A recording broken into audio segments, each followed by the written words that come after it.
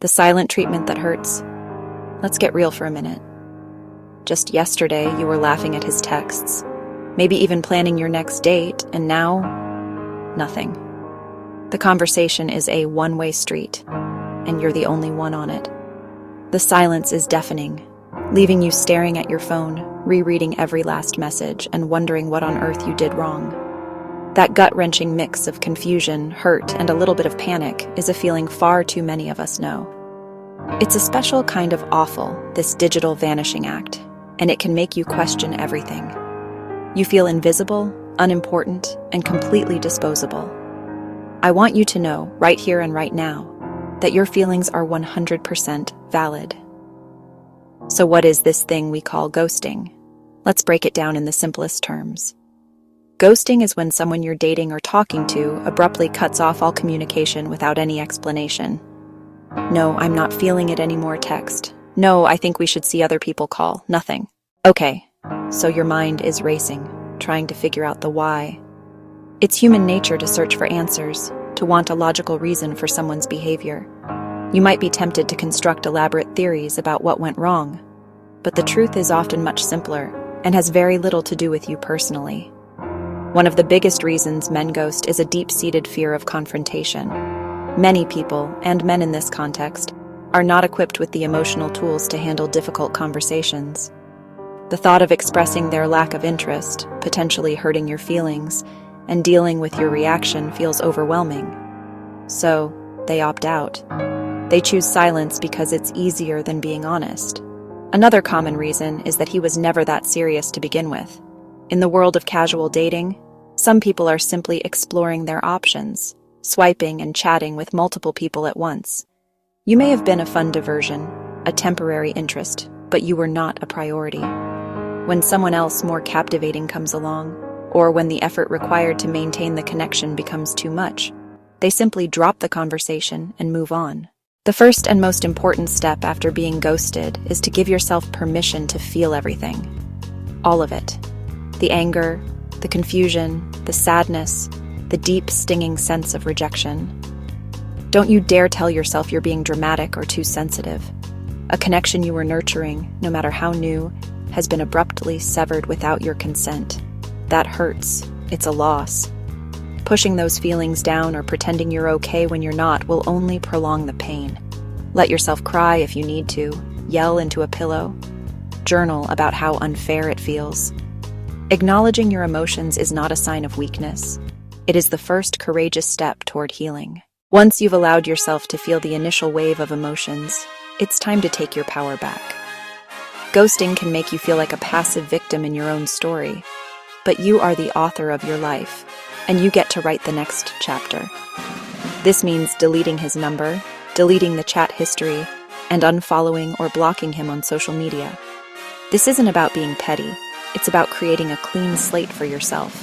This act of digital cleansing is a powerful symbolic gesture. It tells your brain, this chapter is over, we are moving on. Next, you need to actively rewrite the narrative that your inner critic has been spinning. Instead of focusing on the rejection, reframe the situation as a lucky escape. A man who ghosts lacks the fundamental qualities required for a healthy, lasting relationship: respect, honesty, and communication skills. His disappearing act wasn't a rejection of you, it was a revelation of him. So, here is your official Don't You Dare list. First and foremost, do not chase him. Do not send a barrage of, "Are you okay?" or "What did I do wrong?" texts. Chasing someone who has made it clear they don't want to be found only diminishes your dignity and reinforces his decision. Your silence is your power now. Second, do not blame yourself or internalize his behavior. It is so easy to fall into the trap of thinking, if only I were funnier, prettier, more laid back, he would have stayed. Stop that thought in its tracks. His choice to ghost is a direct result of his own issues. His cowardice, his emotional immaturity, his communication deficits. It is not a referendum on your worth as a human being. Third, don't you dare put your life on hold for him. Do not sit by the phone waiting for a text that will likely never come. He has shown you that you are not a priority for him, so you must make yourself your number one priority. The best way to move on is to actually move. Waiting around for a ghost is like waiting for a ship at the airport. It's never going to arrive. So here you are, on the other side of the confusion and hurt. You felt your feelings, reclaimed your power, and started your glow up. Now it's time to adjust your crown and walk forward with the grace and strength you've just cultivated. Remember, being ghosted does not define you. It is a single, unfortunate event in your much larger, more beautiful life story. It doesn't mean you are unlovable or destined to be alone. It simply means you encountered someone who was not capable of meeting you where you are, with the respect and honesty you deserve. And that is his loss, not yours. Carry the lessons, but leave the baggage behind. The resilience you've built from this experience is a superpower. You are now better equipped to spot red flags, more confident in setting boundaries, and clearer on what you truly want in a partner. You've learned that you can survive disappointment and come out stronger on the other side. This newfound wisdom will protect your heart and guide you toward healthier, more fulfilling connections in the future. You are not broken, you are wiser. You are not a victim. You are a survivor who is now more discerning and self-aware than ever before.